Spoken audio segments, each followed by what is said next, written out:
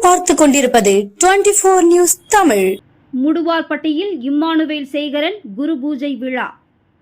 மதுரை மாவட்டம் அலங்காநல்லூர் அருகே உள்ள முடுவார்பட்டி கிராமத்தில் தியாகி இம்மானுவேல் சேகரன் குரு பூஜை விழாவையொட்டி அங்கு அமைந்துள்ள ஸ்ரீ காளியம்மன் கோவிலில் முன்பாக தேவேந்திர குல வேளாளர் உறவின்முறை சார்பில் பொங்கல் வைத்து சிறப்பு பூஜைகள் நடைபெற்றது. பின்னர் பேருந்து நிலையம் பகுதியில் அலங்கரித்து வைக்கப்பட்டிருந்த அவரது படத்திற்கு ஆண்களும் பெண்களும் வானவேடிக்கை மேளதாளம் முழங்க, பெண்கள் ஆட்டத்துடன் பால்குடம் எடுத்து ஊர்வலமாக வந்து திருவுருவ படத்திற்கு மாலை அணிவித்து பாலாபிஷேகம் செய்தனர்.